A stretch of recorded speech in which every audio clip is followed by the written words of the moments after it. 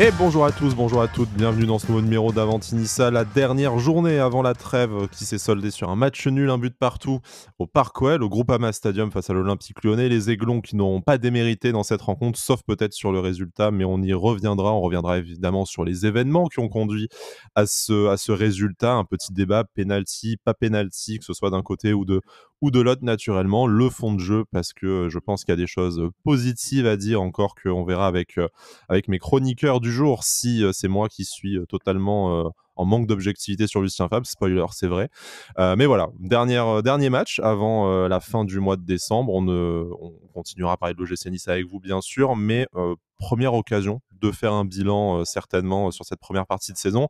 Pour cela, j'ai le plaisir d'avoir avec moi Alric. Salut Alric, comment tu vas ? Salut Sky, salut à tous. C'est très matinal comme émission, mais je suis très content d'être avec vous. Et en plus, je vais être positif aujourd'hui, donc ça va changer d'habitude. Ouais, très matinal. Moi, je suis sous perfusion de caféine pour tenir. Donc, à tout moment, si mes propos deviennent incohérents, bon, c'est à peu près normal, hein, vous avez l'habitude, mais ce sera aussi probablement pour le manque de sommeil et de caféine. Il est aussi avec nous de bon matin. Il est frais comme un gardon. Et en plus de ça, il nous a promis qu'aujourd'hui, il allait être mesuré. C'est Jérémy. Salut Jérémy, comment ça va ? Salut Sky, salut Eric et salut à tous. Bah écoute, ça va plutôt bien. Oui, je suis frais, je vais être assez nuancé sur pas mal de choses sur le match d'hier soir, mais Y compris sur le très penalty, content pour d'être faire là. un petit spoiler.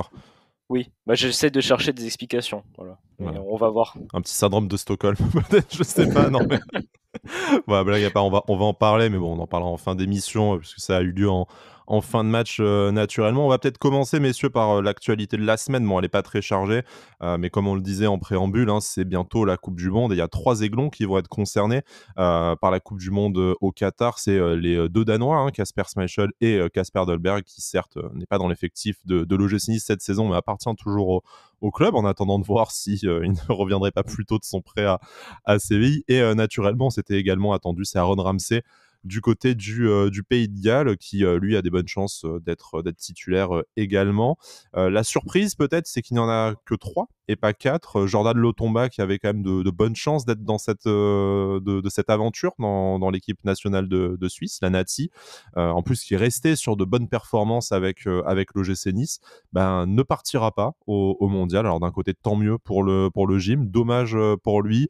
Bon, on n'est pas des spécialistes de l'équipe nationale de Suisse, mais en plus apparemment il y a un petit syndrome d'échange, genre je prends pas trop de latéraux, je vais partir essentiellement avec des centraux. Il était certes pas indéboulonnable non plus, mais il a fait partie de la plus grosse majorité des listes de la sélection ces dernières années. Bon, c'est dommage pour lui, que ce soit pour le cas Lotomba ou pour les autres sélectionnés. Messieurs, bon, qu'est-ce que ça vous inspire ? Il n'y avait pas non plus d'autres spécialement surprises attendues. On n'attendait rien dans la liste de Didier Deschamps notamment.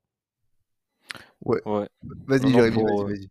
merci. Non, non, bah pour l'équipe de France, on savait très bien que malgré le fait je reviendrai après pour le match, il y a un joueur qui mériterait amplement pour moi d'y être. On sait très bien que quand tu joues à Nice, c'est compliqué d'être pris en équipe de France. Mais après, pour les autres joueurs, il n'y avait pas trop de suspense concernant Schmeichel et Aaron Ramsey, je pense. C'est sûr que c'est des éléments très importants de leur sélection, donc il n'y avait pas trop de doute. Dolberg, je savais pas trop parce que c'est vrai qu'il joue pas vraiment assez vite, J'allais y donc venir peut-être justement, ouais. tu fais bien de le Voilà, dire, j'allais y venir. peut-être qu'il était pas, comment dire, peut-être qu'il allait pas être dans la liste, mais bon, il y est. C'est bien pour lui. Peut-être qu'il va pouvoir un petit peu jouer aussi et ça va lui faire du bien de disputer la Coupe du Monde, je pense. Et après Alric, pour Lotomba, pardon, vas-y, finis sur Lotomba. après pour Lotomba, ce qui est dommage pour lui, je pense, c'est que s'il avait joué cette partie de saison avec Nice à gauche, je pense qu'il aurait été sélectionné vu le niveau qu'il a montré sur les 2 derniers matchs. Après, il y a quand même pas mal de matchs où justement ça n'a pas été très très bon à droite, on va dire. Donc je pense que ça, combiné au fait, comme tu l'as dit, que les sélectionneurs suisses voulaient prendre des centraux plutôt, je pense que ça l'a pas fait. Donc c'est dommage pour lui, ouais. Alric, je disais, pardon, Oui. c'est quoi l'enjeu en fait pour les Aiglons sur cette Coupe du Monde? Donc Kasper Dolberg peut-être glaner un peu de temps de jeu pour se montrer auprès de son entraîneur à Séville, ou alors peut-être essayer de revenir à Nice avec du temps de jeu dans les pattes, ou éventuellement faire l'objet d'une offre qui pourrait le libérer de son enfer sévillan ou niçois. Et pour les autres, on va dire c'est quoi? Ramsey ne pas se blesser, peut-être Kasper Schmeichel rester sur sa bonne lancée de ces derniers matchs. Est-ce que nous, en tant que supporters de l'OGC Nice, en dehors de notre position par rapport à cette Coupe du Monde, parce que c'est pas le sujet du podcast, mais qu'est-ce qu'on peut espérer de nos aiglons, tout simplement, ou alors d'une manière plus égoïste, que les deux équipes se fassent sortir au premier tour pour qu'on puisse les récupérer le plus rapidement possible et préparer la suite de la saison avec eux? Alors bizarrement, non, j'ai plutôt envie de voir la chose de manière positive et me dire, eh bien, s'ils peuvent performer pour engranger de la confiance et revenir gonfler à bloc en espérant ne pas se blesser, je pense notamment à Ramsey, ça peut être une très bonne chose. La Coupe du Monde, c'est un événement unique dans une carrière, t'en fais pas 36. Donc le but du jeu, c'est quand même que tu puisses t'amuser un petit peu avec ton équipe nationale. Je pense même à Kasper Dolberg, qui est quand même un joueur tout à fait différent lorsqu'il porte le maillot rouge. Donc moi, je leur souhaite de performer. J'ai quand même l'impression, pour prendre 2-3 noms, que par exemple un joueur comme Kasper Schmeichel commence à avoir la confiance de ses défenseurs à Nice. Et puis on sent que là, il est en mode Coupe du Monde, parce qu'on y reviendra, mais je le trouve de plus en plus rassurant et performant. Aaron Ramsey, pareil, je trouve qu'il monte en puissance, et il y a l'effet Coupe du Monde qui joue en sa faveur. Je suis un peu déçu par rapport à Jordan Lotomba, mais il paraît un peu de loin parce qu'il n'a pas beaucoup performé à l'OGC Nice, et on ne peut pas se baser sur ces 2 derniers matchs pour faire une liste. Et après, concernant Jean-Claire Todibo, ça fera pas forcément plaisir aux supporters de Nice, mais à partir du moment où tu n'as jamais été appelé en sélection, ce serait un peu presque illogique d'être appelé pour une si grosse compétition dans un groupe que tu ne connais pas et dans lequel tu n'as pas pu t'intégrer un peu avant. Donc aujourd'hui, pas vraiment de surprise. Moi, je leur souhaite de performer, de pas se blesser et de revenir gonfler à bloc, parce que le vrai projet, ça reste l'OGC Nice pour ceux qui sont sous contrat, et il y a une belle deuxième partie de saison à faire.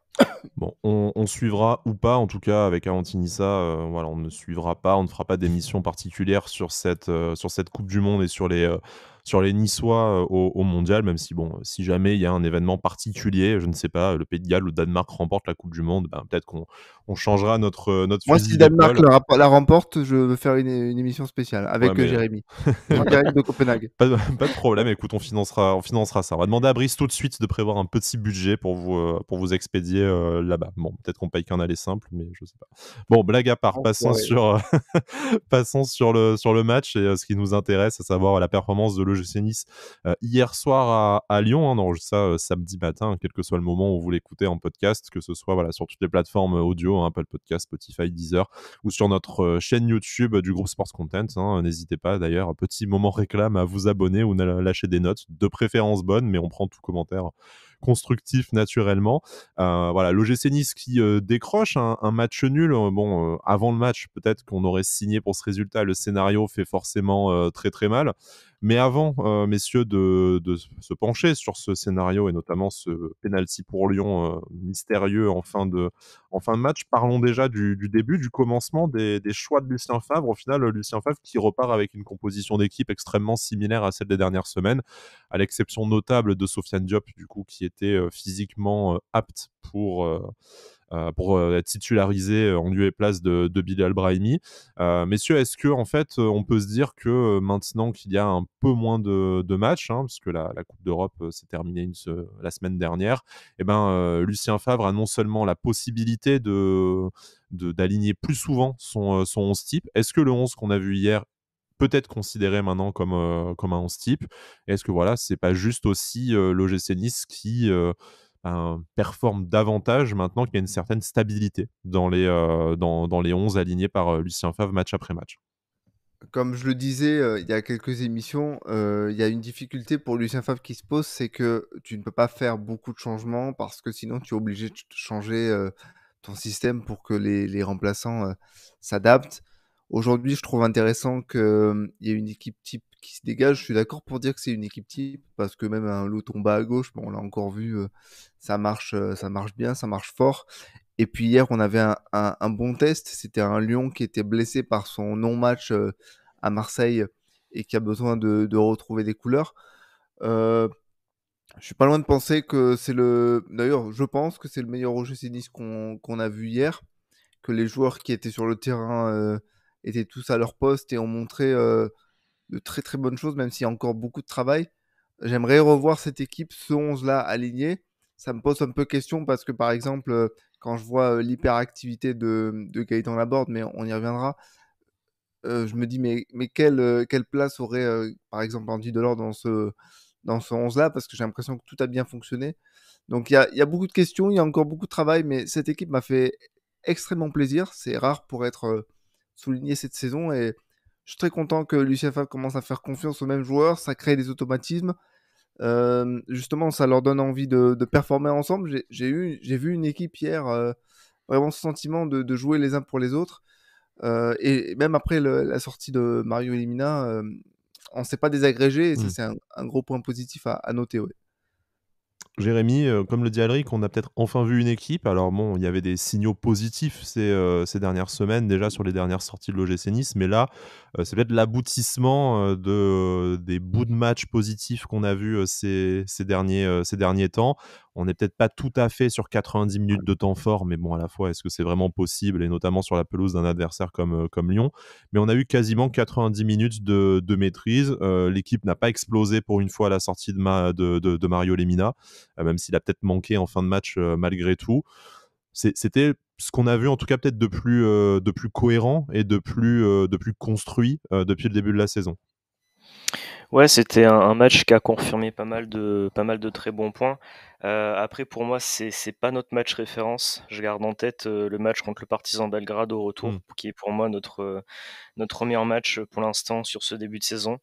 En championnat, est-ce que c'est le Parce que meilleur? en championnat, oui, quand même, je pense, avec on va dire la première heure de jeu contre 3.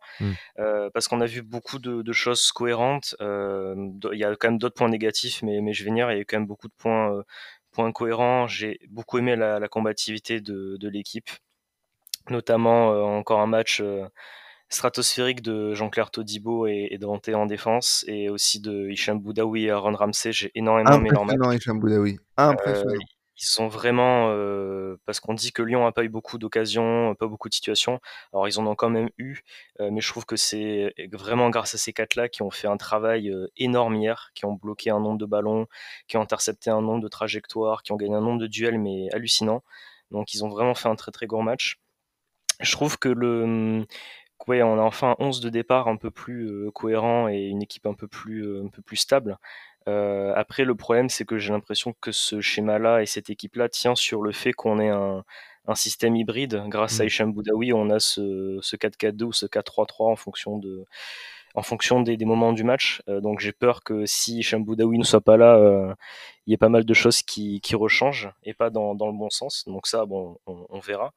Ce qui est positif, c'est que voilà, Mario Elimina, quand il est sorti, moi j'ai eu très très peur, mais on a réussi à tenir le coup, et même Kefren Turam a Ça fait plutôt une montré bonne quand même, rentrée, j'ai voilà, trouvé. une bonne entrée.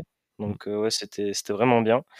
Après voilà, moi je trouve que en fait le meilleur moment du match, c'est quand on a réussi à marquer ce penalty, mais parce que le début du match, on a plutôt attendu Lyon en fait, j'ai trouvé. On a vu qu'ils ne nous mettaient pas forcément en danger, donc on a mis le pied sur le ballon et on les a vraiment mis en danger, on les a vraiment dominés.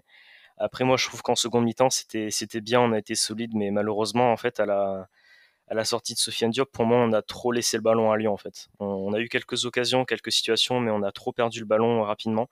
Et sur le but d'ailleurs, enfin sur le penalty, on a une perte de balle qui doit jamais arriver. Ça, c'est un point qui doit vraiment être corrigé parce qu'on en perd souvent. Et là, voilà, on parle de celle-là parce que ça amène le penalty. Donc c'était quand même un match cohérent, mais il y a quand même des points encore à corriger, et notamment aussi là où on s'est vraiment amélioré, c'est sur la création d'occasions qu'on se Ouais. procure, enfin, un nombre Ouais. d'occasions.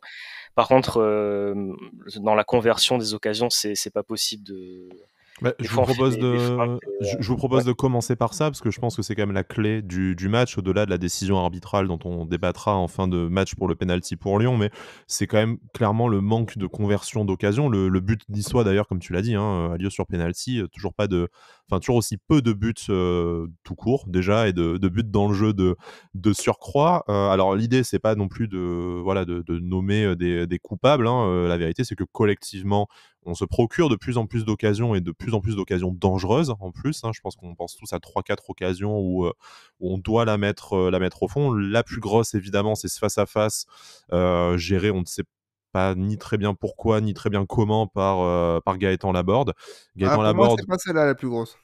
alors très bien. Bah, Alric, je t'en prie, d'un point de vue général et puis pour toi la plus grosse occasion, c'est du coup, bah, l'OGC Nice a de plus en plus d'occasions mais n'arrive pas à les convertir. Est-ce que c'est un déficit, individuel, de qualité technique, de confiance, comme on pourrait le dire pour Gaëtan Laborde? Est-ce que, ben, après tu nous donneras ton avis sur la plus grosse occasion. Est-ce que ça a d'autres sources? Est-ce que c'est un manque de chance? Même si bon, la chance, ça repose sur pas grand-chose dont on peut discuter. Tu parles est-ce qu'on parle bien de l'action de Gaëtan Laborde où il a à peu près 15 mètres d'avance sur Oui, les... exactement. Voilà, c'est On celle-là. parle de celle-là qui a hanté, la nuit de tous les Niçois, Voilà. là, entre vendredi et Euh, samedi. Dans un premier temps, je pense dans sa tête qu'il a un doute sur le fait qu'il est hors jeu ou pas. Donc il joue le coup, mais je suis pas sûr qu'il le joue à fond. Ensuite, il faut pas oublier que Gaëtan Laborde, il fait un énorme match dans l'activité, dans la Mmh. récupération, dans les jeux, dans le jeu dos au but, dans les duels. Il est omniprésent. On s'échangeait des messages pendant le match avec Jérémy, notamment sur WhatsApp, et on se disait, mais le nombre de ballons qu'il récupère de la tête, c'est impressionnant. Je me demande s'il en a perdu un hier soir. Donc, je peux pas lui en vouloir par rapport à ça. Pour moi, c'est pas ça le plus immanquable. Le plus immanquable, pour moi, c'est l'action de Sofiane Diop sur la passe d'Aaron Ramsey où il est Ah, absolument tout seul et où elle part au troisième poteau de les 3 corner. points directement. Voilà. Non, mais même pas parce elle est même pas Et même dans pas entre l'axe. les poteaux. Elle part complètement à côté des poteaux, quoi. Donc même au rugby, ça aurait pas compté. Et je pense que là, cette action-là, on le voit à la tête de Sofiane Diop. Il se dit, mais comment j'ai pu rater ça? Et je trouve que ça, c'est une grosse occasion. Après, il y a la grosse occasion de Nicolas Pepe qui ressemble un peu au but qu'avait marqué Dolberg face à Brest l'an dernier. Je sais pas si vous vous souvenez, à l'extérieur. C'est cette frappe qui peut terminer petit filet, qui est a priori touchée par Lopez, mais qui n'a pas corner.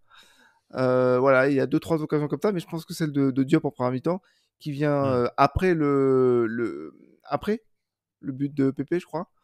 Elle peut tuer le match et on n'en parle plus. Surtout que une chose à noter, c'est que la première frappe cadrée de Lyon, c'est à la 75e minute, donc on n'a pas été en danger par rapport à la possession de Lyon et tout ça. Jérémy, pour toi, est-ce que, bon, Gaëtan Laborde, effectivement, une énorme débauche physique, un maillon, essentiel du collectif, niçois et puis, vous le disiez, hein, juste avant, c'est un système qui fonctionne aussi, bon, bah, grâce à Hicham Boudaoui, tout ça, mais aussi grâce à l'activité, je pense, de Gaëtan Laborde devant. Cette action-là, est-ce qu'on peut mettre ça, uniquement sur une perte de lucidité, parce que, ben, peut-être, il sait pas très bien s'il est hors jeu, c'est en fin de match, il est fatigué? Ou est-ce qu'on a aussi affaire à un attaquant qui est en manque de confiance et qui, voilà, les 3 buts, châteux qu'il a marqués ces derniers temps, sur des frappes contrées ou quoi, ne suffisent pas à remettre à l'endroit peut-être? Non, je sais pas trop, mais je pense, comme l'a dit Elric, que déjà, il pensait être hors jeu, donc il a eu un petit temps d'hésitation qui a permis déjà aux défenseurs de revenir vers la fin de l'action. Mais c'est vrai il doit quand même faire mieux, mais je pense que de toute façon, non, il était hors jeu. Enfin, moi, j'étais surpris d'ailleurs que déjà qu'on ne remonte pas de ralenti et qu'en plus l'arbitre ne dise rien. Donc, bon, enfin, pour moi, il était hors jeu. Mais après, oui, c'est vrai que, comme tu l'as dit, c'est plus collectif pour moi que juste Gaëtan Laborde parce que rien que son but contre contre Cologne, pardon, au match retour, il montre qu'il est en confiance et que ça va un peu mieux, mais c'est plus collectif. Moi, j'ai l'impression on a vraiment un problème dans la surface. À chaque fois, même contre Brest, hein, on gagne le match 1-0, mais à la fin, on n'arrive jamais à, comment dire, on n'arrive jamais à faire le break, À comme on casser le dit, match, on casse pas à le casser le match. match. On tue jamais le match. Et là, voilà, quand tu joues contre Lyon, ben, ça ça passe moins que par exemple contre Brest, parce que je crois que j'ai 2-3 occasions aussi contre Brest dont je me rappelle qu'on doit Mmh. marquer. À la fin, heureusement que tu as Schmeichel qui te sort des beaux arrêts ou que ça finit sur la barre ou au-dessus, mais on n'était pas loin de faire match nul. Là, voilà, on s'est fait rejoindre bon, sur un autre fait de jeu, mais si tu tues le match avant, Oui. comme l'a dit Elric sur cette occasion de Diop, il y a aussi une frappe de Pépé en seconde mi-temps. Moi, j'ai halluciné, quoi. Il est tout seul devant la surface. il fait une frappe écrasée dans les bras de Ah oui, oui, Lopez, il y a quoi. celle-là juste Une avant. fiche Ouais, de J'ai dit moi, PP, ça. ouais, Ouais, ouais, effectivement. c'est ouais, pas possible, quoi. je parlais de l'autre, mais Ouais. il y a celle-là aussi où il Mmh. fait un contrôle Ouais, orienté, ça, écrasé. Ouais, c'est il fait tout ce qu'il faut, compliqué, mais quoi. la frappe, c'est pas possible, quoi. Et celle-là, pour moi, elle est très importante aussi. C'est plus collectif. J'ai toujours l'impression que quand on arrive dans la surface, il y a quand même beaucoup de mauvais choix qui sont faits à chaque fois, et c'est vraiment dommage parce qu'on aurait pu. Bon, là, on a pris quand même pas mal de points sur les derniers matchs, Ouais, on mais aurait on pu en aurait pu en prendre plus. prendre quelques-uns, quoi, encore. Et Donc, on c'est aurait pu dommage perdre, moins d'années de vie aussi, pour notre cœur, à aussi. stresser sur des fins de match, qu'on aurait dû tuer avant comme Brest notamment, Je tu pense que c'est un tu manque en parlais. de confiance. Je pense que c'est un manque de confiance global de l'équipe. Ça reste un petit peu le symptôme, si vous voulez, d'une équipe qui a eu du mal en début de saison, qui a dû prendre le temps de se connaître et donc qui a perdu pas mal de points.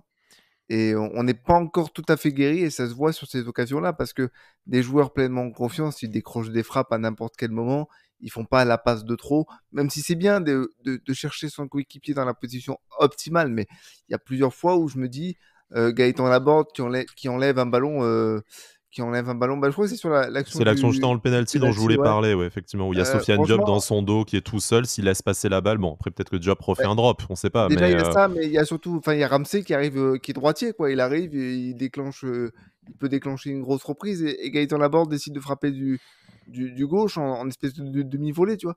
Je pense que chacun a envie de stater pour avoir sa confiance, son niveau de confiance élevé, mais on est encore une équipe en recherche de la guérison parce que tout n'est pas parfait. Mais après, c'est difficile de dire qu'on n'a pas fait non, non, un bon match c'est hier, quoi. juste que le fait est qu'on est toujours, bon, peut-être qu'en attendant les matchs, qui vont suivre, mais on était 19e attaque, on remarque un seul but dans le match. Le scénario en fin de match nous fait en plus râler de ce score alors qu'on a eu les opportunités pour le tuer avant. Il y a aussi cette occasion en fin de match de De le Ross marquer, il a eu Barkley, une hein, qui occasion. pousse le ballon un peu loin. Après, je vous avoue qu'à la télé, on voit pas très bien si, son contrôle aussi, est raté ou si, le défenseur couvre bien. Mais pareil, oui, il déclenche pas la frappe en première intention, même si bon, après il y avait toujours un gardien dans les cages. Mais voilà, en tout cas, la preuve est que, on a beaucoup d'occasions à regretter, mais c'est parce qu'on s'en est procuré beaucoup. C'est Donc ça, ça. c'est dans la lignée des dernières semaines, hein, et de tout ce qu'on a vu. Donc on peut se dire, chouette, on progresse là-dessus. Bah, justement, parlons de ça. L'OGC Nice progresse, selon vous, tout simplement? Est-ce qu'on peut dire qu'il y a eu du mieux, notamment, partons depuis la dernière trêve internationale et ce 1er match face au Parc des Princes? Il y a eu, voilà, tous ces matchs après en Coupe d'Europe, mais est-ce que vous avez l'impression que depuis le dernier bilan qu'on a fait après le match face à Angers, eh ben, on peut dire aujourd'hui que l'OGC Nice a progressé et affiche un meilleur visage, indépendamment des points, hein, et de cette série d'invincibilité qui se poursuit?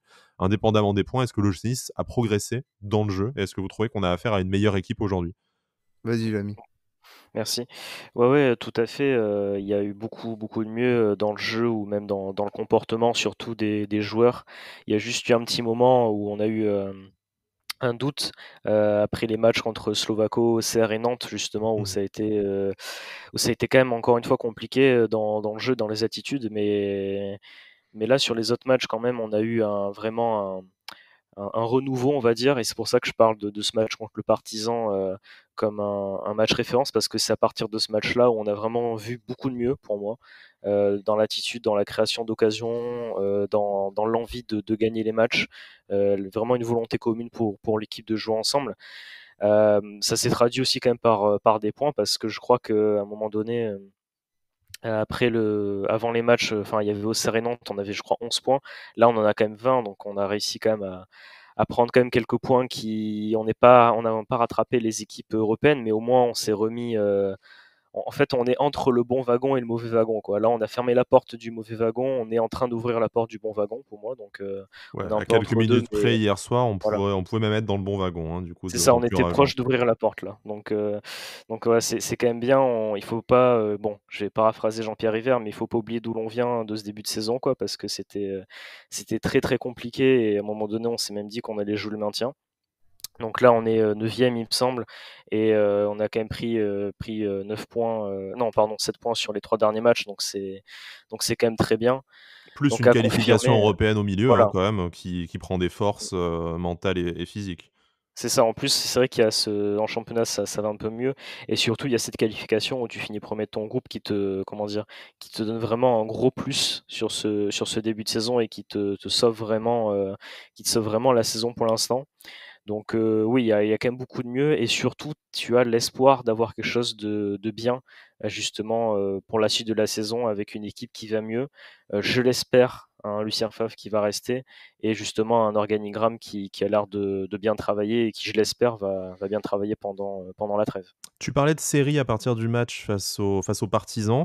Petit point, statistique ou en tout cas, coïncidence, je ne crois pas.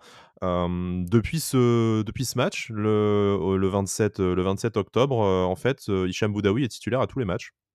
Donc voilà, coïncidence, ou Hicham pas. Boudaoui est un gris-gris, en fait. Voilà C'est un petit gris-gris pour le figurez-vous que le bonheur. seul match qui ne joue pas, dans la phase de groupe de Conference League, le seul C'est match où il n'est pas Slovako. titulaire, c'est, la défaite à domicile face à Slovako. Voilà, bon. Après on y verra une coïncidence ou un signe, mais bon, à quel point Hicham Boudaoui, un peu comme Mario Lemina, Jean-Claire Todibo, voilà, fait partie des, selon moi en tout cas, je pense sans trop m'avancer selon nous, hein, parce qu'on commence à se connaître, messieurs, nos avis sur le gym depuis le début de saison, est vraiment indispensable à la performance du gym. Voilà. Alric, est-ce que même question, hein, qu'à Jérémy, ça va nous orienter petit à petit vers, le débat sur l'avenir de Lucien Favre, même si on va peut-être parler, encore avant du penalty, qu'on a accordé pardon face à Lyon. Mais aujourd'hui, c'est difficile de dire que ce n'est pas mieux, c'est encore largement perfectible. Il y a beaucoup de travail, comme l'a dit Lucien Favre, mais clairement, entre la première phase de la saison jusqu'à Angers et la deuxième phase de la saison à partir de Paris, c'est vraiment un tout nouveau visage de l'OGC Nice, perfectible certes, mais déjà beaucoup plus rassurant et qu'on a hâte en fait de revoir le 28 décembre. Alors, avant le match contre Lyon, j'avais du mal à parler de progrès parce que je trouvais qu'on manquait de certitude, on faisait à peu près toujours les mêmes erreurs et surtout on avait du progrès au niveau comptable et on avait la chance qui tournait un peu en notre faveur, mais on voyait pas le visage qu'on a pu voir hier soir contre Lyon. Alors, est-ce que c'est dû aussi au fait qu'il y avait l'absence de Sofiane Diop qui a fait beaucoup de mal et on voit depuis son retour que c'est quand même beaucoup mieux. Peut-être que c'est aussi une raison à ça. Donc j'avais du mal à parler de progrès. Force est de constater que ce match contre Lyon m'a beaucoup plu dans le sens où je nous ai trouvés hauts sur le terrain, je nous ai trouvés ambitieux à la récupération.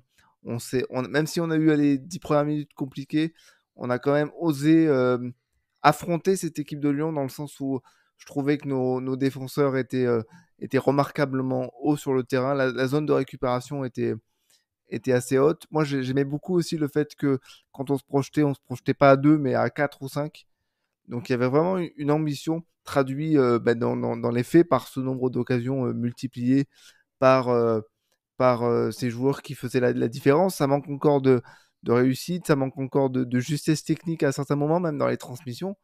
Euh, mais mais aujourd'hui, je pourrais commencer à parler de progrès parce que les titulaires qui n'étaient pas là, on peut penser à Hicham Boudaoui, on peut penser à Sofiane Diop, apportent une vraie plus-value. Maintenant, je garde toujours un peu de réserve parce que pour parler de progrès selon moi pur, il faut que cette performance contre Lyon se confirme et c'est ce que j'espère et c'est ce que je pense qu'on va voir à partir du moment où on jouera qu'une seule fois par semaine puisque la Coupe d'Europe ne revient qu'en mars. Ouais, il y a la Coupe de France qui va peut-être remplir quelques semaines, mais bon, Oui, c'est vrai. ça sera pas le même rythme qu'on a connu, là jusqu'à cette trêve. Messieurs, voilà, terminons sur le match face à Lyon. 2 choses. Premièrement, ce penalty concédé, on ne sait pas si c'est par l'arbitre ou par Jean-Claire Todibo, mais voilà, cette faute sur Alexandre Lacazette. Alors, bien entendu, on a eu l'occasion d'en débattre, ensemble sur les réseaux sociaux au sein de la communauté OGC Nice, hier soir. Des avis, différents, notamment celui de Jérémy qui a pris, qui a pris la foudre alors que bon, voilà, il était, malgré tout assez nuancé. Alors il y a, la réaction sur le coup, effectivement, parce que c'est en toute fin de match parce que ça vient sanctionner voilà, une très bonne performance de l'OGC Nice, on trouve vraiment qu'on se fait voler. J'ai du mal même le lendemain à penser autre chose parce que très clairement, si la situation est inversée, j'ai quand même quelques doutes que le penalty soit sifflé. D'autres pour y voir un retour de karma par rapport au penalty obtenu en toute fin de match C'est ce qu'on m'a dit hier Nantes il sur y a Twitter, quelques ça. semaines.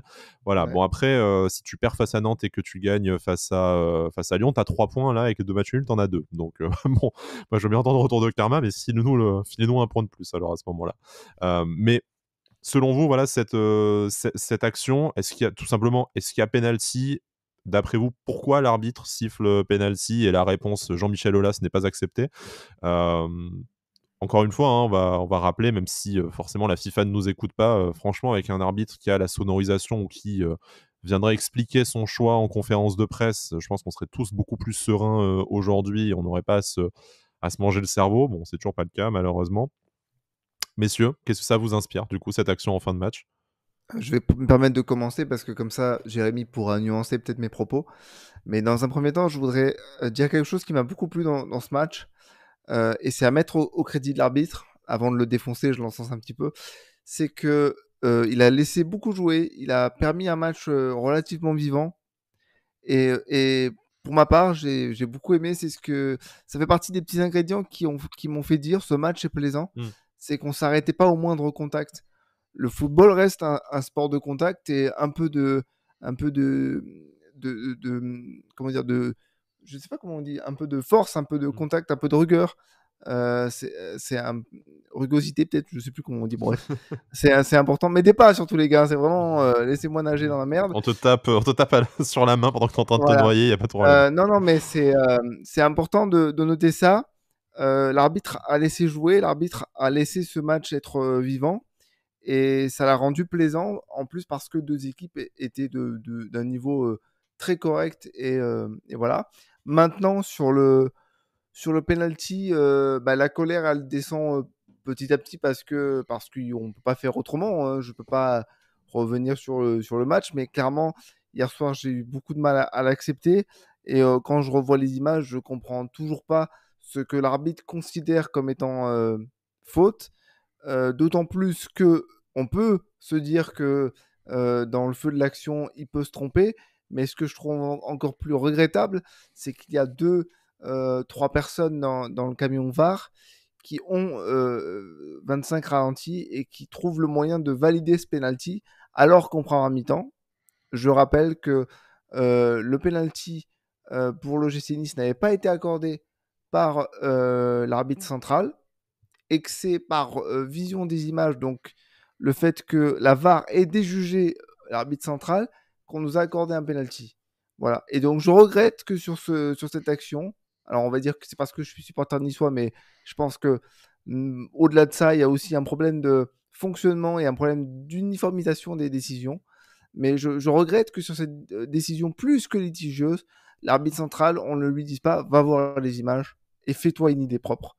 Parce que le problème, c'est que si on a besoin de revoir une main qui est en l'air, qui est décollée, qui est tout ce que tu veux, à Oui, ce là, il y moment-là, a d'autant plus besoin de voilà, revoir surtout que 15 ralentis, quoi. peut-être qu'on peut, on le disait en off, et je vais peut-être trahir un petit secret, c'est qu'on se disait, mais Jean-Claire Todibo, il met la jambe devant la casette.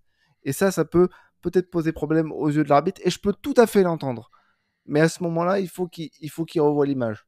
Il faut qu'il revoie l'action. Et surtout, eh bien, ça ne m'enlèvera pas de l'idée que il faut que les arbitres justifient leurs décisions quand elles sont aussi litigieuses. Je ne demande pas que tous Les les matchs... expliquent même plutôt que les justifient, parce que bon, l'idée, c'est pas non Ouais, plus de non, les mais oui, mettre mais les devant un explique, oui, oui. peloton d'exécution, mais Non, bien sûr.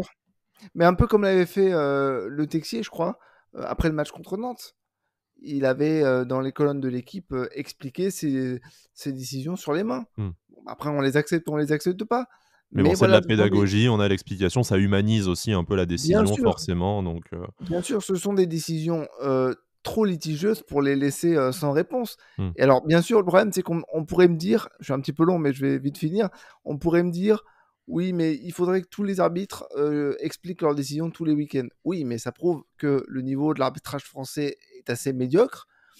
Et Et donc voilà, je pense que c'est important aujourd'hui que les arbitres, pour redorer leur blason, donnent les explications, soit sonorisées de manière à ce qu'on les entende, un petit peu à la manière du football américain parfois, je pense, où le micro est entendu dans tout le stade et où l'arbitre pourrait donner Ou du rugby, hein, d'ailleurs son aussi, enfin explication, ou de du plein d'autres rugby pour les sports. caméras de télévision. Mm. Enfin, il y a plein de moyens aujourd'hui qui sont développés pour faciliter le travail des arbitres. Après, on accepte ou on n'accepte pas, c'est tout à fait au choix des supporters. Mais aujourd'hui, voilà, je ne comprends pas et j'ai du mal à décolérer par rapport à ça parce que je ne comprends pas la décision de l'arbitre et surtout, je n'ai même pas un début d'explication qui pourrait me faire dire ah oui, ok, je comprends.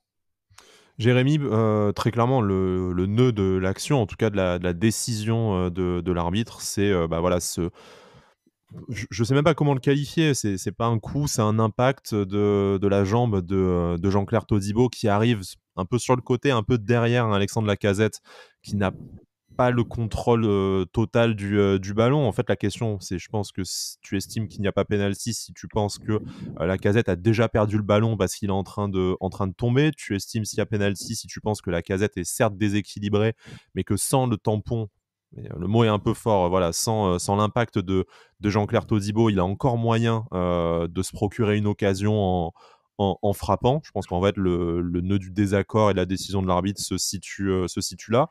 Moi, de mon côté, voilà, je suis persuadé que je trouve, comme Alric, en fait, que du moment que tu ne vas pas voir le ralenti, c'est une décision qui me semble très rapidement prise pour une situation qui est extrêmement litigeuse, ce qui fait que j'ai du mal à l'accepter. Maintenant, d'un autre côté, si j'essaie de me mettre à la place de l'arbitre, Jean-Claire Todibo ne joue pas le ballon, en tout cas, il le joue après avoir joué le corps d'Alexandre Lacazette. Il arrive pas en face de lui, mais un peu derrière. Est-ce qu'en fait, c'est ça, tu penses, qui le met en faute automatiquement? C'est pas le ballon, pas dans le sens du jeu. Du coup, c'est penalty automatiquement? C'est ça. En fait, alors, je suis d'accord sur le fait que il y a pas, pour moi, il y a pas penalty et c'est très très généreux pour Lyon. Après, en fait, justement, ce que j'ai essayé de dire hier soir, c'est que j'essaie de comprendre pourquoi l'arbitre a sifflé penalty parce que s'il siffle penalty, c'est qu'il y a une raison et peut-être que même il a fait une erreur. Et c'est pour ça que lui, l'arbitre en lui-même, je lui en veux pas forcément. C'est parce qu'en fait, je pense que dans le feu de l'action, quand ça allait vite, moi derrière la télé, je me suis dit à tous les coups, il va siffler penalty au vu du contact, parce que j'ai vu l'action de loin et vu comment ça s'était passé, j'ai dit à tous les coups, il va siffler penalty. Donc quand il a sifflé penalty, j'ai dit bon bah ok. En revoyant les ralentis, c'est vrai que je me suis dit bon, c'est quand même super sévère. Et pour moi, il n'y a pas faute. Mais en fait, le problème, et je pense que c'est ça l'explication, c'est que tu as Jean-Claire Todibo qui met qui touche la casette, qui touche la cuisse de la casette avant d'aller toucher le ballon. Donc du coup, je pense que l'arbitre a estimé que du coup, il avait peut-être empêché la casette de se relever ou de continuer son action. Je vois peut-être ça. Après, moi, ce qui, par contre, m'a vraiment dérangé, et vous l'avez dit, c'est que je comprends pas, en fait, l'utilisation de la VAR dans notre championnat.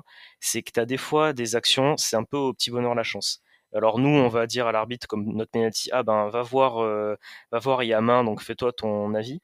Par contre, là, en fait, on a l'impression que la VAR est même pas utilisée. Et à chaque fois, les commentateurs La disent, VAR a ah, mais validé la décision de l'arbitre central, c'est ça le problème. C'est que si la oui, VAR mais ne tu vois, dit pas c'est super rapide en fait. Et ah oui, on oui, dirait qu'ils complètement, oui. prennent même pas le temps. Alors, et c'est ça que je comprends pas. Et à chaque fois, ils disent oui, mais en fait, ils interviennent et comment dire, ils vont contrer la décision de l'arbitre que s'il y a erreur manifeste de l'arbitre. Ouais, C'est sachant que ça. pour le Et c'est penalty super. pour Nice, je vois pas où est-ce qu'il Ouais. pourrait y avoir une erreur Erreur manifeste. La manifeste, main, oui. elle était pas collée au Ah corps, bah il oui, la touche il y a erreur largement du manifeste sur le penalty parce que l'arbitre ne siffle pas penalty. C'est ça, oui, c'est Voilà. parce Ah qu'il oui, siffle pas. bon. Mais en fait, pour moi, le C'est trop problème, compliqué c'est pour de moi, se. hein. Je suis un supporter de foot, là, vous m'en demandez trop, hein, mais Non, en fait, pour moi, le souci, c'est que tu dis erreur manifeste. Pour moi, c'est très subjectif, en fait, ça. si c'est une De petite dire erreur, erreur ça va. manifeste. Mais si c'est Ouais, en fait, c'est manifeste, ça, attention. c'est quoi que tu appelles une erreur manifeste, en fait? Et à chaque fois, c'est le même problème. Et c'est pour ça que moi, hier soir, à un moment donné, je dis: «Bon, bah, je vais arrêter d'en parler» parce qu'en fait, je comprends pas trop, c'est quoi qui est l'erreur manifeste? Et après, ces actions-là, le problème, c'est qu'on les voit dans tous les matchs et pas qu'avec nous parce qu'on est, juste en point stats, on est la deuxième équipe qui a le plus de pénaltys en Ligue 1. Bien sûr, Lyon, on a faut pas eu crier au Lyon complot, hein. Lyon est avant-dernier, hein, dans les pénaltys. Donc je pense pas que ce soit un complot ou quoi, hein. S'il y avait un complot, on n'aurait pas eu le pénalty à retirer, hier. Mmh. Mais, en fait, je Oui, comprends c'est vrai. pas l'arbitrage en France. pourquoi des fois il y a des actions que tu prends le temps de vérifier et d'autres non, en fait. Et c'est assez. Voilà, nous, oui, là, on a râlé et on a dit, ah, il n'y a pas penalty. Et je suis d'accord sur le fait qu'il n'y a pas penalty. Mais il faut voir que toutes ces actions-là, c'est dans tous les matchs en Ligue 1, en fait, de ce que j'ai vu cette année. Et il faut vraiment clarifier cette utilisation de la VAR, surtout. Ouais, je suis assez d'accord avec ça. On C'est comme je disais, refera pas la décision de l'arbitre malheureusement, mais Alric, du coup, pardon, hein, pour non, c'est ce que je terminer disais, sur cette c'est un histoire. problème d'uniformisation des Mm. décisions. C'est à quel moment tu dis à ton arbitre, bon, bah, va voir, et à quel moment tu ne lui dis pas. Je veux dire, la main je crois que c'est Tagliafico, mais la main de Tagliafico, elle est hyper évidente. Il a le bras en l'air, il contre le ballon. Bon, bah, ok. Alors oui, c'est à bout portant. Ok, mais bon, tu mets pas ta main en l'air, quoi. C'est un principe. Et puis, sur l'action de Todibo, il y a peut-être un contact, mais ça me semble trop pas assez évident pour ne pas dire à l'arbitre, va au moins voir les images. Voilà, c'est bizarre. Bon, on refera pas malheureusement l'arbitrage français, en tout cas pas tout de suite, et encore une fois, hein, avec un peu de sonorisation ou d'explication ou de pédagogie, hein, même disons, je pense que ça se passerait mieux. En tout cas, on n'a peut-être pas eu besoin de faire un quart d'heure d'émission là-dessus. Messieurs, je vous propose de clôturer, pas encore l'émission, mais au moins cette page de ce Lyon-Nice par voilà, un sujet de votre choix. Hein. Je pense qu'on a un peu rapidement tout évoqué dans notre analyse de la rencontre. Mais est-ce qu'il y a un point sur lequel vous aimeriez insister? Bon, Alric, je pense que je sais déjà ce que tu vas choisir, donc je propose de passer la main à Jérémy d'abord. Bah, je voulais parler du sujet d'Elric, mais je vais lui laisser parce que je sais que ça lui fera plaisir. Mais moi, je voulais revenir sur notre charnière centrale, Jean-Claire Todibo, Dante, qui quand même depuis l'année dernière, quand les deux sont à leur top niveau, c'est un niveau, enfin c'est du très très haut niveau. Et hier soir, ils l'ont encore montré. Le match de Todibo est Enfin, incroyable ouais. quand même. Hein. Et Vraiment, même c'est... franchement, celui de Dante aussi, Mm. mais c'est vrai que Todibo, on le voit plus parce qu'il se paye même le luxe d'apporter offensivement. Donc c'est quand même un joueur qui est un peu sous-coté, je trouve. Mais bon, nous, on profite de son talent et de son envie. Mais c'est vrai qu'ils tous les deux, ils ont un niveau et une complémentarité qui est quand même très très bonne. Et je pense aussi que sur les derniers matchs, le fait que les deux soient à ce niveau-là, ça nous aide énormément parce qu'on a quand même encaissé beaucoup moins de buts. Donc je voulais quand même revenir sur la prestation de ces deux joueurs-là hier parce qu'ils font quand même des matchs de très haut niveau. Et même, on parle souvent de Jean-Claire Todibo, mais Dante a quand même fait encore un match très très bon. Son sauvetage aussi sur Moussa Dembélé est quand même... il est allé se Exceptionnel, ouais. sacrifier, voilà, il est allé se sacrifier. Donc il a joué tous les matchs quasiment cette année à part un sur suspension et il tient le coup. Il tient le coup je tiens à le rappeler alors qu'il a eu les croisés il y a 2 ans et qu'il a 39 ans quand même, donc il faut rappeler son niveau. Donc non, Grand voilà Dante, très grand Dante. encore un très très grand match de ces deux joueurs-là. Bon, j'ai cité aussi Boudaoui et Ramsey tout à l'heure, mais un très grand match de cette charnière centrale-là et j'espère que ça va continuer. Alric, alors roulement de tambour, tu souhaites parler de... Non, alors je vais vous troller un petit peu. Non, mais je vais vous troller un petit peu. Mais non, mais moi je trouve que Kasper Schmeichel, je vais le placer. Hein. Mais c'était pas de lui dont je voulais parler, mais je vais le placer quand même. Je trouve que Kasper Schmeichel, il est de plus en plus rassurant. Il y a 2 actions qui m'ont beaucoup plu. Il n'a pas eu grand chose à faire, hein, faut le dire, parce que notre défense était impériale. Après, il y a 2-3 sorties qu'il fallait faire. Il les a faites sur des centres lyonnais. Et c'est là où je me suis dit, ok, bah, le garçon est en mode Coupe du Monde. Ça y est, il se passera rien ce soir. Il prendra pas de but de casquette. Et j'ai eu raison parce que sur la seule action où il doit prendre un but de casquette, il le prend pas. Alors c'est certes, comme on disait en off, c'est pas un chat. Hein. Ah oui, non, Quand il non. plonge sur le Un très beau poteau, saut, on ouais. se dit, c'est La terre a compliqué. tremblé au moment où il a atterri. Ah ouais, ouais. Mais... Je me suis dit, il va encore se faire défoncer alors qu'il y est vraiment pour rien. Non, Non, donc non, je suis très content de le voir. En plus, il y a une gestuelle, il y a une communication avec ses défenseurs qui est de plus en plus agréable à voir. Moi, j'ai vu Todibo, Dante aller lui taper dans les mains, le prendre un peu dans les bras pour lui dire c'est bon, c'est du gros match, donc ce n'est que de bonne augure pour la suite, surtout parce que il y a des chances que le Danemark fasse une belle Coupe du Monde, mais c'était pas lui dont je voulais parler. Je vais aller un peu plus vite. Moi, je voudrais parler du fait que Aaron Ramsey était très fort. Et je voudrais souligner que l'entrée de Ross Barkley à la place de Sofiane Diop. Certes, c'était pas la même chose, mais je l'ai pas trouvé dégueulasse. Je l'ai trouvé même plutôt intéressant. C'est vrai que physiquement, c'est compliqué, mais j'ai trouvé globalement que son entrée était intéressante. Et ça me fait dire qu'en fait, toute l'équipe, même les entrants, même si Thuram, je l'ai trouvé parfois un peu plus timide par rapport à Lemina, je trouve que c'est intéressant de voir une équipe beaucoup plus concernée et même les remplaçants. Alors si en plus Ross Barkley commence à se procurer des situations, des choses comme ça, ok, bah c'est cool, c'est que du bonheur pour la suite. Bon, Ross Barkley, sa meilleure entrée, son Ça meilleur reste match Ajaccio, hein, mais depuis l'entrée face à Ajaccio, hein, mais ouais, ouais, complètement. voilà. Intéressant ce que tu dis, notamment sur les remplaçants, parce qu'on a souvent dit, et notamment tu as souvent dit dans cette émission, que quelle que soit l'identité des remplaçants, en fait, ils apportaient jamais rien, et on a vu là, enfin, des remplaçants qui ont apporté un peu quelque chose en fin de match, ou en tout cas, on n'a pas senti l'équipe se déliter complètement, alors que tu perds probablement tes deux meilleurs joueurs quasiment Ah oui, je voudrais un petit mot, avec Lemina et Diop. si tu me le permets, un petit Bien mot, sûr. je voudrais envoyer un gros message de soutien à Mario Lemina parce que c'est un soldat, c'est un putain de joueur, il est incroyable et il faut savoir qu'il joue depuis le début de la saison un peu cassé de tous les côtés, avec le genou, avec la cuisse, le mollet, c'est compliqué, mais il se plaint jamais, il joue, il donne le maximum, il joue que 1 heure ou 1h10, mais il est au top. Et franchement, bah, et ok, il a une grosse entorse, il sort sur une grosse entorse hier, entorse de la cheville, je crois. Mais ces larmes m'ont fait un peu de peine parce que je me suis dit, bah, il est déçu parce qu'il veut tout donner pour son équipe. Et je voudrais bon, on le sait déjà, on l'a tous fait, mais à tous ceux qui écouteront le podcast et même vous, messieurs, je voudrais qu'on lui rende hommage parce que franchement, ça fait longtemps que j'avais pas vu un joueur comme ça. Un joueur qui se donnait à fond sur Mm. le terrain. Et en plus, j'avais lu une statistique dans son interview qu'il avait fait avec RMC. La saison dernière, avec les 36 matchs qu'il avait joué avec nous, c'était une des saisons la plus complète de sa carrière. Je me demande s'il n'est pas au top de sa carrière depuis qu'il est arrivé à l'OGC Nice. Enfin, en tout cas, moi, je suis très très fier que Lucien Favre l'ait retenu un peu par le col en fin de mercato d'été parce qu'on serait passé à côté d'un énorme joueur. Ouais, et on sait, hein, dans les interviews qu'il donnait encore hier à Nice Matin à l'équipe, hein, il disait que 36 matchs, c'était la saison la plus accomplie de sa carrière, hein, du coup, en termes de matchs joués, que cette saison, il était très content et qu'il pouvait atteindre voilà, le niveau comme ça parce que son corps le laissait tranquille et qu'il espérait que ça allait durer encore longtemps. Bon, bah voilà, chat noir, auto-chat noir.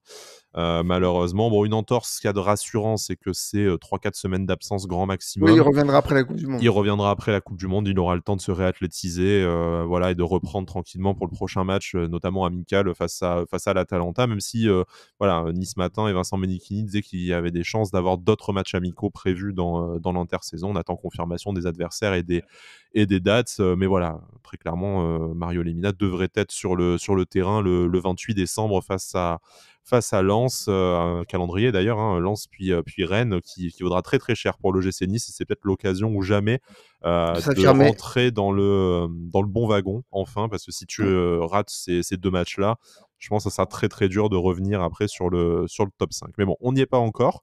Je vous propose de clôturer la page Lyon-Nice et de terminer cette émission par un dernier je vais pas dire débat parce que je pense que malheureusement on est tous d'accord sur le sujet dans cette émission, mais dernier événement en tout cas de ce match, c'est l'interview de Lucien Favre au micro de Amazon Prime après la rencontre, une interview qui s'est terminée voilà, avec un Favre on va dire glaçant. Désabusé. Voilà, bah ouais, même on était quand même au-delà de la colère froide qu'il a d'habitude, hein. Là c'était même c'était un Favre assez sanguin, hein. Donc quand on disait dans le dernier numéro qu'il était tout à fait capable de s'énerver et que le cliché du Suisse fallait peut-être l'enterrer, ben on l'a vu là. Une réaction épidermique de Lucien Favre, manifestement énervé et à titre personnel, je le comprends, d'avoir une 150e question sur son avenir. Alors oui, la question de son avenir se pose très certainement en interne. Messieurs, est-ce que c'était une raison pour lui reposer une 17e fois la question à lui, alors que voilà, il n'est pas décisionnaire là-dessus et ça le touche quand même personnellement. Et est-ce que, voilà, selon vous, c'est une question que le club, enfin, comment le club va se poser la question et quelle décision risquerait d'aboutir dans les prochaines semaines? Ben, Vas-y, Jérémy. pour moi, j'espère que, enfin, mon avis sur la situation, c'est que j'espère que Lucien Favre va rester parce que ce serait dommage de le voir partir alors que la situation va beaucoup mieux, que ce soit dans le jeu et même dans le comportement des joueurs. J'ai l'impression que justement là, on commence à voir avoir des résultats et avoir du contenu. Donc c'est dommage, ce serait dommage de le voir partir.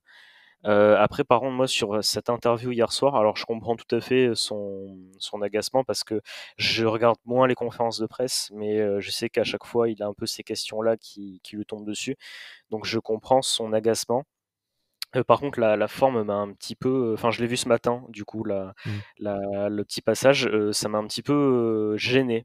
Parce que, en fait, j'ai eu l'impression que Thibault Leroll, d'ailleurs, que j'aime beaucoup sur Amazon, en fait, a pas vraiment posé la question comme ça. C'est juste qu'il a dit, il connaît la situation et il C'était pas connaît le fait malveillant, en qu'il est tout cas, le. très Voilà, clairement, hein. c'était pas malveillant et il voulait pas, comment dire, gêner Lucien Favre. Il a juste dit, en fait, on sait, bon, en gros, on connaît la situation et on sait pas si vous allez rester, quoi, mais il a dit Dante vous soutient, donc est-ce que ça vous fait plaisir? Mmh. Et je trouve que là, enfin, à ce moment-là, Lucien Favre s'est un peu emporté. Oui, c'est pas comme Après, s'il avait ça posé la peut. question: «Est-ce que c'était votre dernier match sur le C'est banc de ça, l'OGC voilà. Nice?» ou bon, ça aurait été une question un peu pute et En fait, c'était légitime.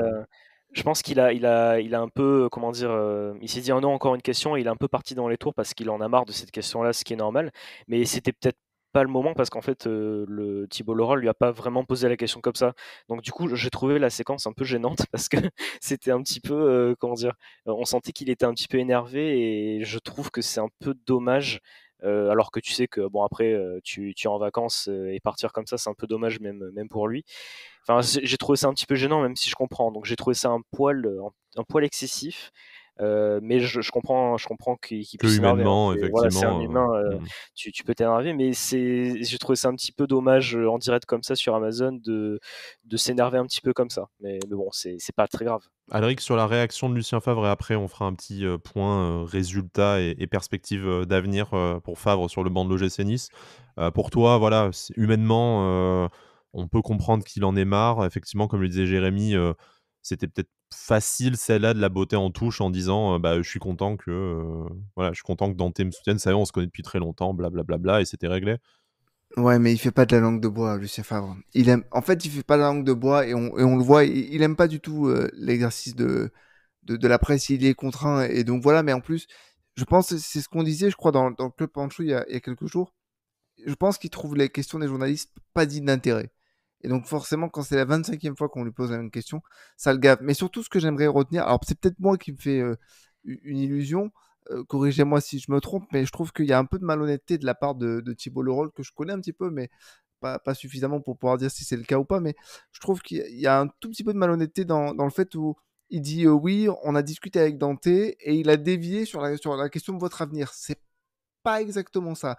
J'ai plutôt l'impression que Dante a posé la question un peu, pardon, que Thibault Leroy a posé la question un peu directement à Dante, qui a répondu à la question, et donc il s'est servi de la réponse de Dante pour dire à Lucien Favre, votre joueur vous soutient parce qu'on en a un petit peu discuté avec lui, machin, qu'est-ce que vous en pensez? Et le problème, c'est que c'est pas le sujet du soir, c'est pas le sujet du match.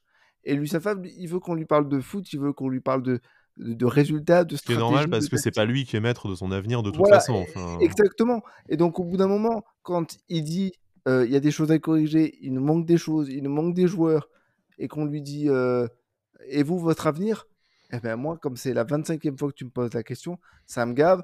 Je pose le micro et je m'en vais. Et le problème, c'est que ce type de réaction, on le voit tellement peu en Ligue 1 que tout de suite, ça choque. Parce qu'on a l'habitude d'avoir des joueurs au discours hyper lisse, d'avoir des, euh, des coachs au discours hyper lisse. Enfin, j'ai vu après, tout de suite derrière, l'interview de Laurent Blanc. Presque on lui dit, vous savez, vous avez fait un match de merde hein, contre Marseille. Et il disait, oui, oui, oui, oui, d'accord, je suis d'accord avec vous. Et ça, voilà, si on n'a pas un coach qui va dans le sens des journalistes, qui répond à oui à tout et qui répond un peu à toutes les questions qu'on lui pose, ça choque. Et moi, je suis très content justement que Lucien Favre casse un peu cette image du Suisse calme qui se laisse faire et qui dit bon maintenant vous commencez à me faire chier et je m'en vais. Et je préfère ça. Alors ça peut paraître inquiétant hein, pour certains. Certains m'ont dit hier oui c'est inquiétant parce qu'en fait on a l'impression que il sait que son sort est scellé et donc il se débat un peu comme il peut. Moi, je pense pas que son sort soit scellé. Et j'aimerais le voir sur le banc de l'OGC Nice là, au retour de la Coupe du Monde. Et j'aime bien savoir que Lucien Favre se laisse pas faire et qu'il croit en son projet. Il sait qu'il manque des joueurs, il sait qu'il y a des choses à corriger. J'espère que le board ira dans son sens. Ouais, moi je trouve pas ça. Enfin, je préfère une réaction franche comme celle-là, surtout qu'en plus, c'est un moment peut-être un peu cringe et gênant, hein, comme le disait Jérémy, mais bon, il n'y a pas d'énormes sorties de colère, il n'y a pas d'insultes, enfin des conférences de presse plus véhémentes, on en a connu. C'est juste que bon, il fait très bien comprendre que la question ne l'intéresse pas et que du coup, si c'est pour parler de ça, il préfère rentrer au vestiaire et il le fait en toute politesse après tout, mais Parce qu'en plus, il les insulte pas. Hein. non, C'est-à-dire, non, il dit rien, hein, il dit «Ouais, non, je vous ai déjà répété Heureusement, hein. je vous ai répété 15 fois, la réponse, bon, salut» et puis, il pose le micro et il s'en va, tu vois, avec une tape amicale dans le dos, enfin, voilà, c'est pas, mais bon, bref, on va pas non plus faire d'analyse, communication et médias. Brice aurait été intéressant pour ça, on lui posera la ouais. question. On lui demandera s'il veut bien de s'en exprimer publiquement sur son compte Twitter, mais, En heu plus de financer un aller simple pour aller simple Copenhague, ouais. à Attends, c'est si le Copenhague. Danemark gagne la coupe du monde, hein. Tu t'y vois C'est déjà ça, dans ouais. ton week-end à Copenhague, mais bon, c'est pas on n'y est pas encore. Blague à part, pour parler vraiment, donc on espère effectivement, tous les 3 que Lucien Favre va rester, mais je vais essayer, au-delà de notre sentiment personnel et de notre attachement personnel à Lucien Favre, que je sais, tous nos auditeurs ne partagent pas, nécessairement mais c'est leur droit et puis c'est intéressant d'en débattre du moment qu'on ne verse pas dans les caricatures de vieux séniles ou je ne sais pas quoi d'autre qu'on a pu Ça t'a voir. marqué, ça, hein? Oui, comment dire? C'est non seulement je trouve que c'est pas très constructif et en plus on parle pas de n'importe quel entraîneur. Enfin, on parle de Lucien Favre, c'est pas enfin bref, non, moi je trouve que c'est un manque de respect difficilement, oubliable, Acceptable. pardonnable. Mais c'est pas grave, ça n'engage que moi. Restons du point de vue comptable, un huitième de finale en Europa Conference League, 20 points en championnat, 5 victoires, 5 nuls, 5 défaites. Pour l'instant, une 9e place, puisqu'on enregistre avant le match de aujourd'hui 17h qui oppose Lens et Clermont, que Clermont, pourrait, nous rechipper la 9e place en cas de victoire à Bollaert. Certes improbable, mais voilà. En tout cas, une première partie de tableau. Bien sûr, on espérait mieux au moment du retour de Lucien Favre. On attendait beaucoup moins bien, lors de la dernière trêve internationale. On reste également sur, 7 matchs sans défaite, notamment depuis, l'arrivée officielle de Florent Ghisolfi. Est-ce que pour vous, c'est le bon moment? Alors au-delà de notre attachement, est-ce que c'est justifiable même de se séparer d'un entraîneur qui te qualifie en Coupe d'Europe, en étant premier du groupe et qui reste sur une, série d'invincibilité, intéressante? Moi, je pense pas. Je pense que s'il a réussi à remettre l'équipe sur les bons rails, c'est qu'il a trouvé peut-être qu'une formule, il a trouvé peut-être un discours. Il est aujourd'hui suppléé par un directeur sportif et un directeur général qui sont là. Le directeur sportif, Florent Ghisolfi, dont Mario Limina disait que il était présent dans le vestiaire, à l'extérieur, à domicile. Donc il apporte quelque chose. Aujourd'hui, ce qui est intéressant, c'est que Lucien Favre est entouré. Et en étant entouré, il arrive à faire du bon travail. Après, je reprendrai les mots de Mario Elimina, c'est on n'a pas eu beaucoup de temps pour bosser tactiquement, pour mettre vraiment en place tout ce que le coach voulait, parce qu'on jouait tous les 3 jours, parce qu'on ne pouvait pas se permettre de prendre le temps de travailler. Ça va être le cas à partir du retour de la Coupe du Monde et jusqu'en mars, retour de la Coupe d'Europe, même si entre-temps il y a la Coupe de France. Je pense qu'aujourd'hui, on a vu que Lucien Favre pouvait trouver une formule cohérente, mettre tous ses joueurs au bon poste, que les choses commençaient à se voir, même si dans le jeu, il y a beaucoup de choses à corriger encore. Dans l'intention, c'est beaucoup, beaucoup mieux. Et en plus, voilà, on a une qualification en huitième d'Europa Conference League. Ça fait longtemps, et la dernière personne qui avait réussi cet exploit en Coupe d'Europe, c'était encore Lucien Favre avec cette qualification en 16e, je crois, Mmh. d'Europa League. Donc non, aujourd'hui, ce serait cruel, je pense, de ne pas garder Lucien Favre. Après, ce que je peux comprendre, parce que j'essaie de voir un petit peu les deux côtés, si je me fais l'avocat du diable, je pense que les sorties dans la presse de Lucien Favre vont peut-être agacer le board. On sait que Ineos veut une image un peu lisse, veut une image propre. Peut-être que les différentes sorties, que ça soit des critiques presque directes à sa direction parce que Mercato est pas bon, parce qu'on laisse pas assez de temps, tout ça, ça peut agacer le board. Mais clairement, si aujourd'hui, parce que j'avais lu que les décideurs cherchaient quelqu'un de jeune pour une nouvelle vision, enfin clairement, sans dénigrer Julien Stéphan qui a fait du très bon travail, hein, mais quitte à choisir, je préfère garder Lucien Favre au moins jusqu'à la fin de la saison. S'il devait s'en aller l'année prochaine, bon bah ok, mais par rapport au discours de Lucien Favre qui croit dur comme fer à son projet, et notamment qui martèle que c'est dans 2 ans, donc en fin de saison prochaine, qu'on sera apte, eh bien, Monsieur Favre, pour l'instant, vous avez réussi presque à me prouver que vous étiez capable de redresser l'équipe. Donc, allez-y, je vous fais confiance. Jérémy, voilà, il y a ce profil, idéalement de jeune entraîneur, français et dynamique qui a été cité par Nice Matin. Donc on peut penser à un Julien Stéphan, Régis Lebris, un Franck Hayes, enfin voilà, il y en a plein, hein, qui peuvent venir en tête, comme ça. Bon, a priori, ces entraîneurs seront peut-être pas disponibles là pendant le mercato, enfin avant le mercato d'hiver. Est-ce que, comme le Julien disait Stéphan, Alric. peut-être, hein, parce Ouais, qu'avec Julien Strasbourg, c'est Stéphan compliqué, peut-être hein. effectivement, mais bon, tu auras du mal à justifier de le prendre lui, de le débaucher chez l'avant-dernier de Ligue 1.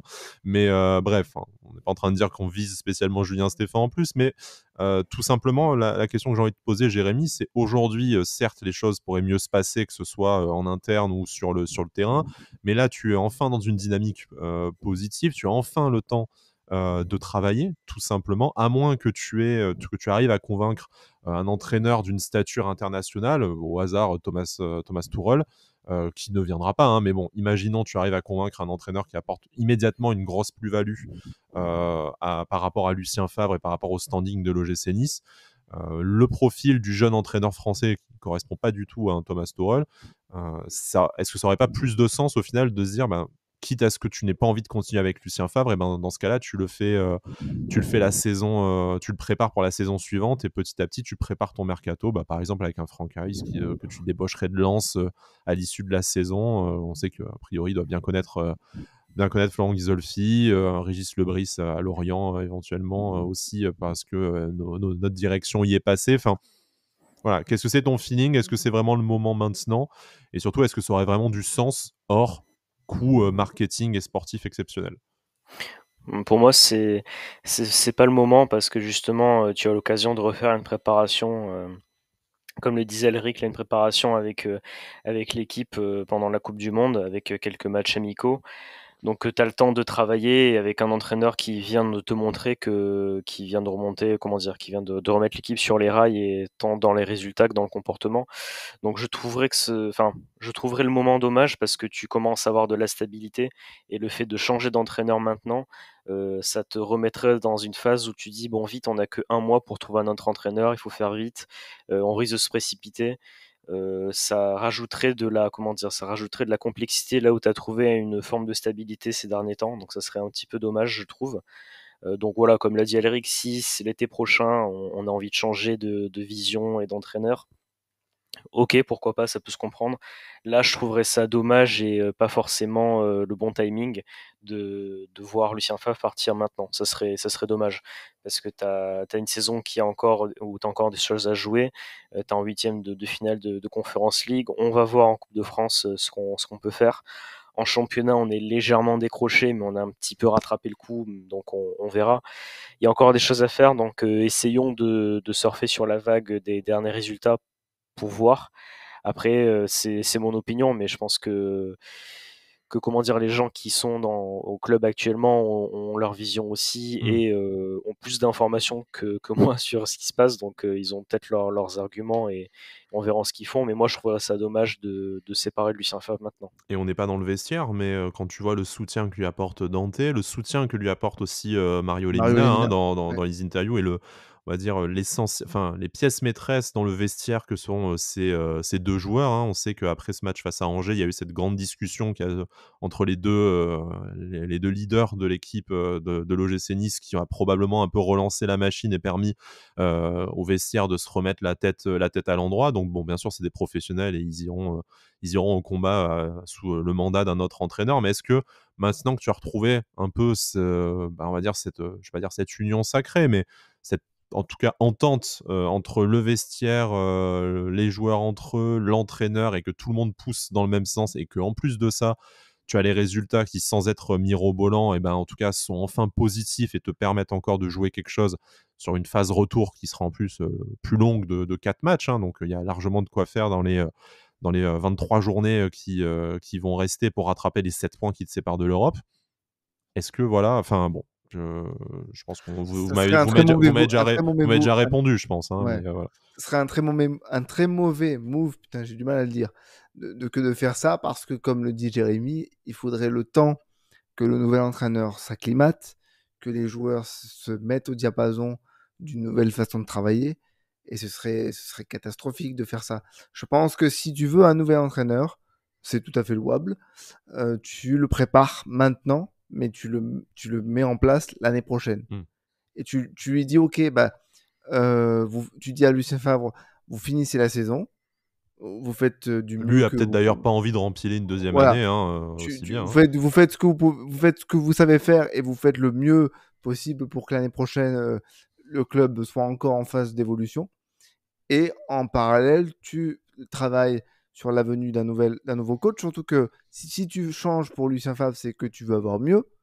Et je suis prêt à parier qu'un coach mieux que Lucien Favre, déjà c'est compliqué, mais comme même tu arriveras à en trouver un, il n'accepterait peut-être pas de venir en cours de saison avec une équipe qui n'est pas la sienne, avec trop d'incertitudes.